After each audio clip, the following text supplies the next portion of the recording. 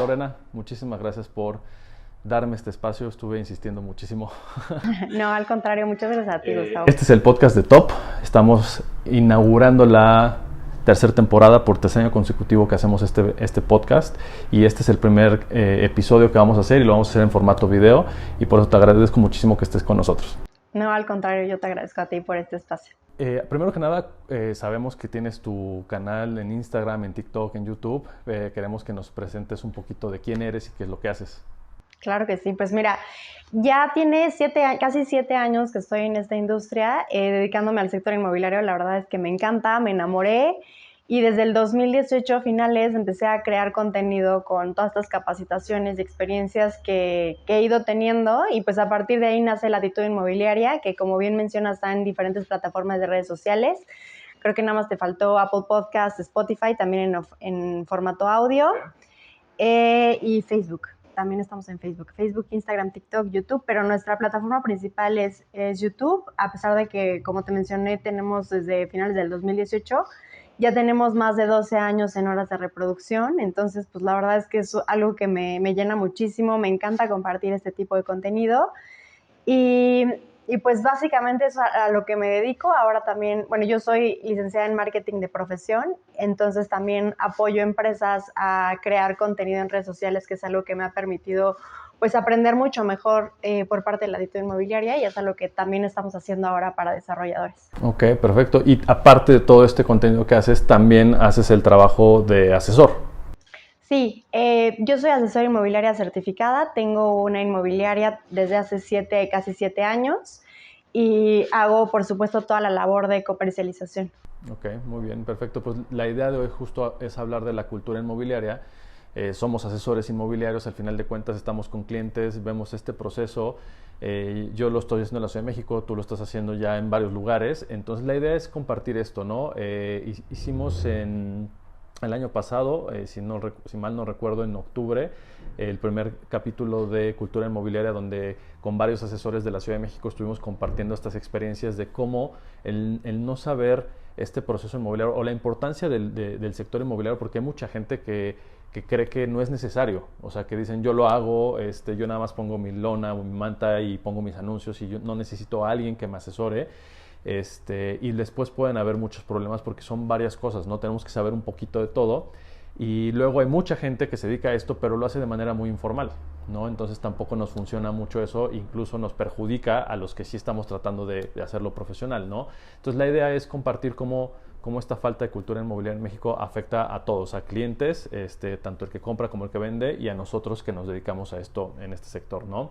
Después hicimos la segunda parte donde estuve yo solo hablando de como un poco de cómo viene culturalmente hablando este trabajo del asesor inmobiliario, ¿no? Desde la época romana, los feudos, cómo la tierra y los bienes raíces empezaron a vender, y cómo empezó este primer trabajo de intermediación hace muchos años, y después obviamente antropológicamente hablando en México, cómo estamos nosotros acostumbrados a pensar para vender o para comprar, ¿no? Porque también tiene que ver mucho la cultura. Entonces hablé eso en la segunda parte, y en esta tercera parte, pues qué mejor que estar contigo, que tienes también mucha experiencia, que creas mucho contenido para tanto para colegas asesores como para clientes, y compartir esas experiencias que tú también tengas, ¿no? De por qué es importante tener cultura inmobiliaria, un asesor profesional, y que los clientes realmente acepten, como cuando van a un dentista, pues no vas tú solito y te haces tu tratamiento, sino vas con un profesional a que lo haga, o si tienes un problema con el carro, vas con un mecánico, ¿no? Entonces la idea es eso, ¿no? Compartirlo,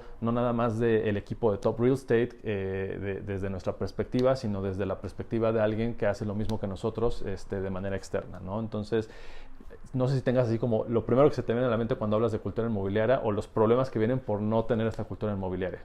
O sea, ahorita que hablabas, se me ocurrían muchísimas cosas, muchísimos temas que son importantes a la hora de hacer este tipo de operaciones. Como bien dices, no toda la gente está acostumbrada a usar profesionales. Es impresionante que una mujer se pueda preocupar más por con quién irse a arreglar el cabello, que posiblemente a lo mejor esa persona, que es una labor súper respetable, perdón, pero pues al final del día pues a lo mejor no acabó ni la preparatoria, ¿no? A lo mejor es una carrera técnica, pero tenemos más cuidado en quién nos va a arreglar el pelo, las uñas y quién va a llevar el patrimonio. Pues la vecina, la prima me dijeron qué tal y es porque pues lo que dices, ¿no? No existe una cultura inmobiliaria. Y aquí viene de las dos partes, como decías, o sea, una, las personas que quieren vender o comprar patrimonio y aquellos que son intermediarios y no se especializan. Y al final del día pues siguen con, no, pues yo hice un curso en el 2000 o en el 90 y tantos o en el 2015 y pues se acabó, ¿no? Ya no me estoy actualizando y pues saber que al final del día cada vez la tecnología pues va abarcando más de todo lo que puede hacer una persona, ¿no? Creo que las estadísticas marcan, creo que la labor de un asesor inmobiliario puede ser sustituido en un 96%, no, en un 86%. Entonces, estamos hablando que queda el 14% restante nada más.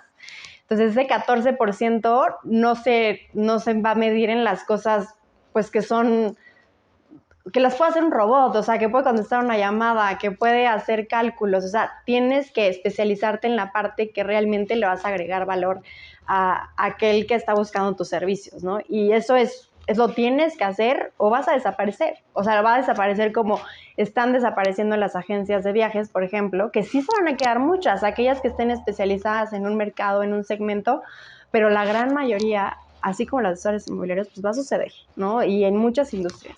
Claro, porque ahora que lo mencionas, o sea, sí, la tecnología avanza y puede ayudarte a agilizar procesos, pero al final de cuentas, desde mi punto de vista, este trabajo de bienes raíces es una actividad muy estresante, tanto para el que vende como para el que compra, y normalmente es muy de emociones, ¿no? Entonces, a veces tienes que generar mucha certeza, mucha confianza y saber utilizar esas emociones para lograr esa experiencia, porque sí, puede ser negocio, puede ser un patrimonio y es algo material el producto que vendemos, pero también conlleva una experiencia y bueno, al final la tecnología nunca va a poder resolver esas necesidades, ¿no?, emocionales que tienen o atacarlas en dado caso, que justo aquí en México, desde mi punto de vista y lo que yo me he especializado en algunas zonas, es que tiene mucho que ver esa cultura de cómo crecemos y desde cómo se construye, ¿no?, en la Ciudad de México.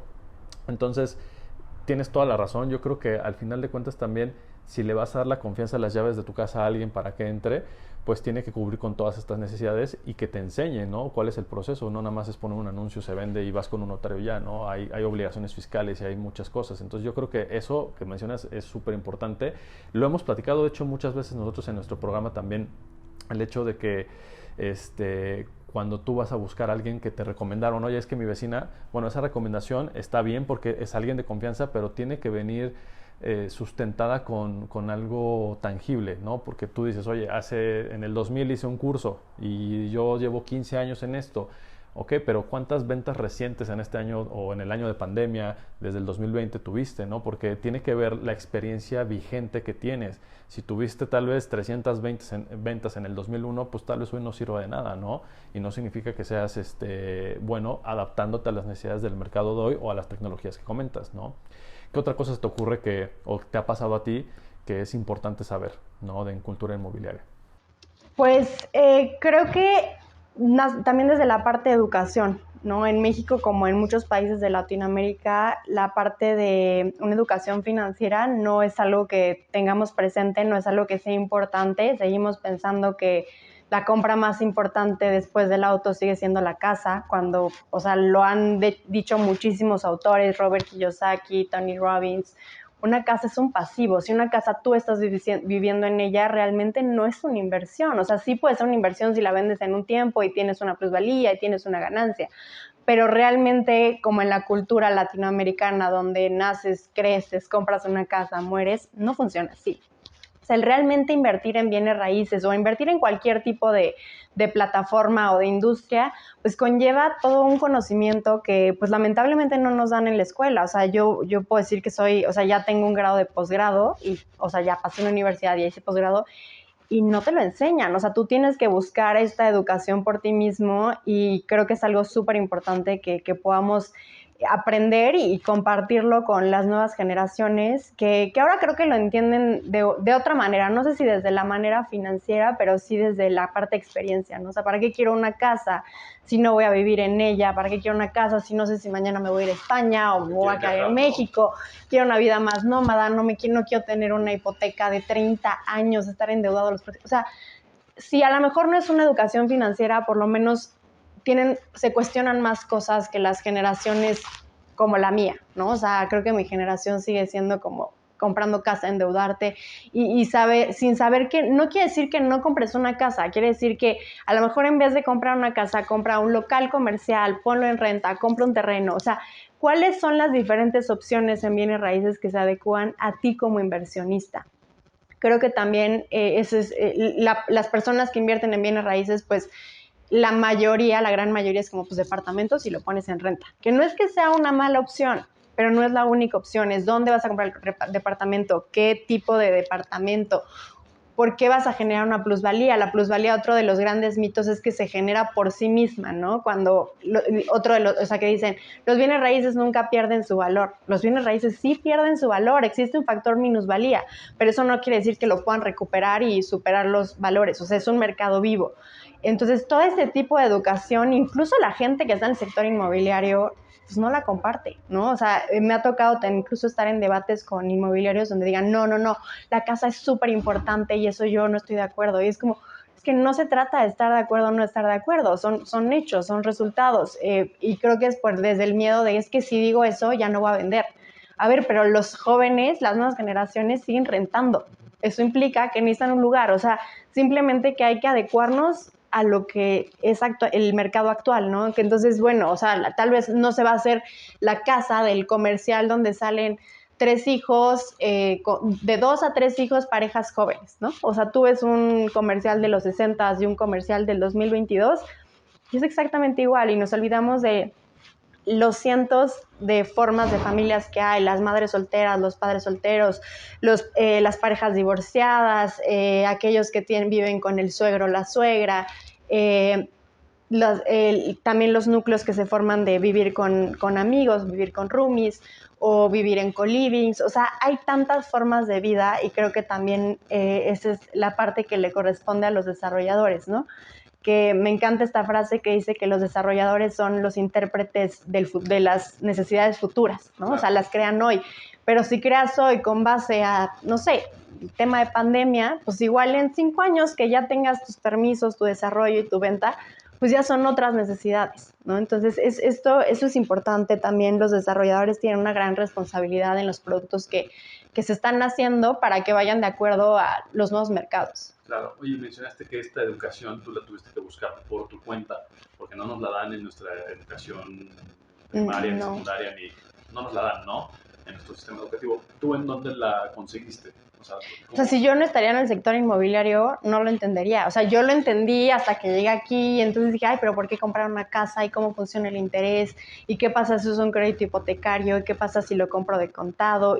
O sea, ya fue hasta que, o sea, fue un momento ya o sea, no digo que tarde, pero pudo haber sido, o sea, creo que sí es algo que debemos enseñar desde niños, ¿no? La educación financiera, si bien nos va, es ten un cochinito y ahorra, ¿no? Y luego ahorra y lo rompes para la vacación o lo rompes para el coche y no nos enseñan el siguiente paso. Si bien ahorrar es importante, invertir es el siguiente paso. Claro, pero ahí justo, no sé, yo lo veo, el concepto incluso de ahorrar, no sé, lo tenemos como mal aprendido o nos lo enseñan mal, porque el concepto que tenemos de ahorrar es, tú ahorras, no sé, vamos a poner 100 pesos durante un año, pero esos 100 pesos en un año ya no valen lo mismo, ¿no? Entonces no estás ahorrando, tu dinero se está devaluando y aplica un poquito lo que acabas de mencionar en bienes raíces, que no significa que siempre tiene plusvalía y va a estar subiendo, porque también está la depreciación por uso en las construcciones. Entonces justo esa es la importancia de tener la cultura inmobiliaria.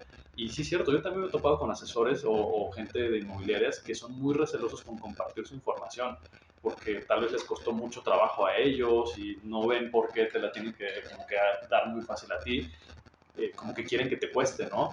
Pero yo al contrario, ¿no? Estos canales que hacemos, el podcast, lo que tú haces es justamente compartir la información porque no por eso significa que se van a ir con la competencia o vamos a vender menos. Significa que entre más gente esté consciente de la importancia de la cultura inmobiliaria, más trabajo vamos a tener todos, ¿no? Y evidentemente depende de cada quien. Si tú quieres ir la milla extra y profesionalizarte y aprender esta información, esta educación, no te la están dando, pero tú la buscas, pues evidentemente vas a ser mejor y te van a buscar más a ti que a otros, ¿no? De eso se trata la competencia sana. Pero sí, justo, ¿no? Yo creo que también en la cultura inmobiliaria la gente creció, muchas generaciones que hoy venden, que tuvieron la oportunidad de comprar terrenos, casas, nuestros abuelos, nuestros papás, sin créditos tal vez, porque hoy los que están comprando, generaciones más recientes, todo tiene un crédito hipotecario y de hecho muchos no los pueden pagar y ya te encuentras con los remates bancarios, ¿no? O con, antes de irse a remate, con situaciones de vender rápido antes de que te vayas a la sentencia, a la demanda. Entonces, estas propiedades que a mí me ha tocado atender a clientes que venden su patrimonio, que sus papás o que les heredaron los terrenos, sí desconocen muchísimo de todo el proceso, ¿no? Desde la herencia, desde la donación, muchas veces quieren hacer estrategias fiscales para pagar lo menos de impuestos, pero luego no saben que eso les puede perjudicar, ¿no? Por ejemplo, tuve una experiencia de una donación, ¿no? De que decía, no, es que si yo vendo, yo voy a pagar el ISR y no quiero pagar el ISR, entonces mejor si hago una donación a una persona que es familiar, esa persona vende y ya exenta el ISR. Sí, pero la donación tiene que, o sea, tú no puedes exentar el ISR si no compruebas que llevas 6 meses por lo menos viviendo en esa propiedad, ¿no? Con comprobantes de domicilio, no es de que luego haces la donación y luego vendes y luego lo exentas, y si te lo permite la notaría eso, pues quién sabe, puede ser algo sujeto de revisión, ¿no?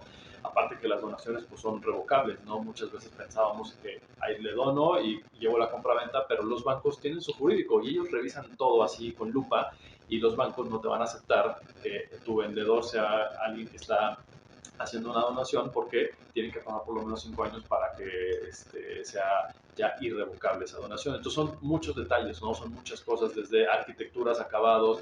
Ahorita que mencionaste lo de los constructores también, sí, yo estoy de acuerdo que ellos tienen que hacer y hacen muchos estudios para determinar hacia dónde va la tendencia de las necesidades de la demanda, pero no son todos tampoco, también entramos en lo mismo, hay desarrolladores muy buenos y hay unos que no son tan buenos. No, bueno, pero hablo del 90% de este Claro, país o más. exacto. O sea, realmente pues, sí hay muchos que hacen estudios y al final hacen lo que les da la gana y hay muchos que hacen estudios y lo siguen, pero es un mercado hiper chiquito y cuando vemos a la Ciudad de México pues es un mercado importante, pero el país es mucho más grande que la Ciudad de México. Y tienen necesidades diferentes. Por ejemplo, yo estoy sorprendido con el crecimiento de Cancún, Playa del Carmen, Tulum, y lo que hacen es increíble, pero pues no tiene nada que ver con la Ciudad de México, ni en los precios, ni en los rendimientos, ni en la plusvalía, ni en los intereses. Estuvimos incluso allá en noviembre para ver algunos desarrollos y entender un poquito la diferencia de esos mercados y es súper diferente. Y obviamente, pues porque tienes también un mercado extranjero, ¿no? Que, bueno, en la Ciudad de México también, ¿no? Tal vez en Polanco, en Condesa te pueden comprar extranjeros o en las Lomas, pero no sé, es muy distinto, ¿no? La razón por la que comprarías y el tipo de inmuebles que se compran también en la Ciudad de México son muy diferentes, ¿no? También otro tema, otro punto que a mí me ha tocado que, no sé, es interesante es el tema del predial, ¿no? Recientemente nos tocó una operación donde es una casa habitación, pero el uso de suelo en el predial pues no lo tiene como habitación. Y pues es un tema, ¿no? Que si no lo tienes claro desde el inicio y al final de cuentas, si te compran de contado no pasa nada, pero volvemos a lo mismo. Si te compran con un crédito bancario hay muchas cosas que pueden pasar y ya ni siquiera tampoco son las únicas formas de compra a contado bancario. También existen empresas como Gircasa, como Tu Casa Express, que son otro tipo de financiamientos, ¿no? O ahora estas nuevas empresas que se dedican mucho al flipping, ¿no? Clicalia, Flat, que son empresas que compran, remodelan, revenden y su proceso, su figura para comprar también es diferente, ¿no? Entonces yo creo que es muy importante. En mi caso, el tema también de la educación, yo la tuve que empezar a buscar. Evidentemente primero te acercas a una inmobiliaria, ¿no? O sea, si tú no sabes nada de esto, te acercas con una inmobiliaria y son como tus primeros padres y te empiezan a enseñar como lo más básico. Pero luego las inmobiliarias también te limitan, o sea, también te limitan, tal vez no quieren que crezcas o que haya mucha rotación y te empiezan a limitar y ya después empiezas a ver justamente certificaciones, ¿no? Como la que tenemos de parte de la red Conocer o otras empresas que también trabajan modelos diferentes. Hay empresas que trabajan modelos más europeos, hay empresas que trabajan modelos más americanizados y también hay muchos libros. Yo sigo, por ejemplo, mucho a Ryan Serhant, no sé si tú lo ubiques. No. Ryan Serhant es un broker en Estados Unidos, en Nueva York, y a mí en lo particular me gusta mucho todo lo que él hace y también vende sus cursos, ¿no? Entonces, es interesante ver la diferencia entre Ryan Serhant, que está vendiendo en Nueva York, en Miami, propiedades de millones de dólares, utilizando casi el mismo método que nosotros hacemos, la misma prospección, el mismo follow-up, follow-through, follow-back en los clientes, ¿no? Entonces, yo creo que, no sé, yo lo pongo así, si él lo está haciendo, si yo te veo a ti que tienes éxito, pues obviamente tú vas y lo replicas, ¿no? Y preguntas, oye, ¿cómo le estás haciendo? ¿Dónde te certificaste? ¿Cómo aprendiste? Y es parte del proceso, ¿no? No sé si tengas alguna otra como anécdota, experiencia, algo que te acuerdes o algo que te haya pasado más en que por no saberlo hubo una situación y después ya lo aprendes y lo empiezas a verificar desde el principio, no sé. Pues me gustaría agregar de lo que acabas de comentar. Creo que existen diferentes maneras de involucrarte en la parte de comercialización inmobiliaria. Si bien, como mencionas, acercarte a una inmobiliaria es una posibilidad, en mi caso fue capacitación, o sea, aprender. Obviamente la línea de aprendizaje es mucho más larga, pero ya no dependes de nadie más y implica una inversión de tiempo y de dinero, por supuesto, porque pues la capacitación formal pues es costosa, ¿no? Bueno, cada día menos costosa, creo que ahora que hay tanta información en internet gratis, eso se vuelve mucho más accesible. Y la otra, pues siempre el poder de asociar con alguien que tenga el conocimiento, si tú tienes el capital, pues es una forma también de crear este tipo de empresas. Y luego, en cuanto a lo que mencionabas de traer métodos a México, a mí se me hace súper delicado esto, sobre todo porque conozco muchos capacitadores o, ¿cómo les llaman? Coach de inmobiliarios, donde justamente hacen eso, ¿no? O sea, traducen el modelo americano al mexicano, al español y a México, pero no lo tropicalizan. Y eso es súper delicado. O sea, el modelo de Robert Kiyosaki, que cada vez, perdón la palabra, pero se prostituye más, donde haz que te paguen la hipoteca con la renta, ¿no? Y ya te llegan 1,000 clientes, quiero que mi hipoteca se pague por sí misma con la renta. Y es como, o sea, sí es factible, sí puede suceder en México, pero no tenemos las tasas de interés que están en Estados Unidos. O sea, en Estados Unidos son súper, súper, súper bajas. O sea, aquí en México ya bajaron y siguen estando muy altas en comparación a las de Estados Unidos. Entonces, tener mucho cuidado también en ese tema, porque traducir un modelo no es tropicalizar, ¿no? Hay que asentarlo a las leyes mexicanas, hay que asentarlo a la cultura. Mencionabas hace un momento de la parte de compra, ¿no? Que decías que tú no creías que por la parte de emociones pues, se podía comprar sin un inmobiliario, ¿no? Cosa que en Inglaterra ya está sucediendo. Por supuesto que México no es Inglaterra, ¿no? Pero es posible. La legislación mexicana no lo permite, pero es posible, ¿no? Entonces, tener nada más mucho cuidado en la parte cultural, con quién te capacitas también, porque traducir no es, o sea, el que tú le copies el modelo a alguien, pues no es enseñar. Y sobre todo eso que dices de que en Estados Unidos sí estaban muy acostumbrados a que tienen su hipoteca y tienen su renta y de ahí la pagan, pero pues justo por eso tuvieron su burbujita inmobiliaria en el 2008 y pasó lo que pasó. De hecho, acabo de volver a ver esta película de Big Short, no sé si la has visto, de Michael Burry, que él predijo que esto iba a ser un problema y al final lo es, ¿no? Y es justo porque a pesar de su sistema y de todo, también pues, hubo una falta de cultura inmobiliaria y financiera allá, porque nadie sabía nada. Es más, justo la película te lo explica, te dice todos estos nombres de los bonos de hipotecas y todo eso, o sea, lo hacen así para que no le entiendas, porque nadie sabe nada de eso, ¿no? Entonces dices, oye, es un problema porque imagínate en qué mundo vivimos que no sabemos ni cómo funciona el dinero ni cómo funciona el mercado de viviendas. Claro, y no les conviene que lo aprendas. Pero bueno, específicamente la burbuja que explotó en el 2009 fue porque se otorgaron demasiados créditos sin que tuvieran la certeza de que pudieran pagarlos. Claro. Sí, que bueno, aquí en México sí los bancos son muy quisquillosos en ese sentido, ¿no? Sí, sí, sí.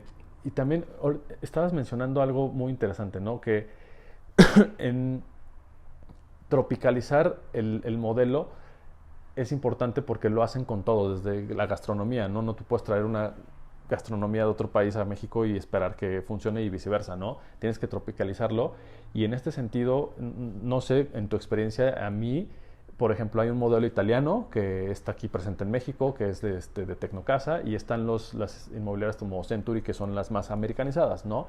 Que si bien ya tropicalizaron ellos sus procesos, Pero a mí me parece que todavía no es suficiente, o sea, que sí tienes que tener mucho cuidado porque creo que al ser empresas muy grandes, todo lo quieren hacer ver como muy grande, como si todas las propiedades fueran lo mismo y todos los vendedores fueran lo mismo. Entonces tienen un proceso de que es así y si quieres, ¿no? Cuando yo siento que tienes que hacerlo personalizado, porque no todas las propiedades son iguales, no todos los clientes son iguales, ni tienen las mismas necesidades ni motivaciones.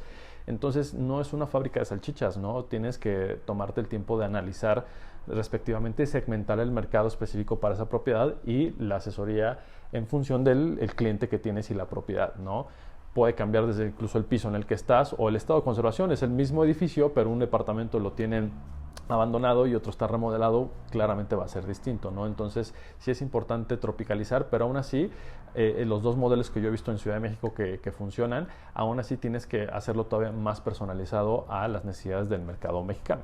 Claro, ahorita que mencionabas la parte gastronómica, recordé, te mencionaba que yo soy licenciada en marketing y justo cuando estábamos viendo un caso de Kellogg's en la universidad, que pues en México se esperaba una penetración del mercado con ciertas ventas y al final Kellogg's no lo decía, es que ¿por qué no estamos vendiendo lo que vendemos en Europa, lo que vendemos en Estados Unidos?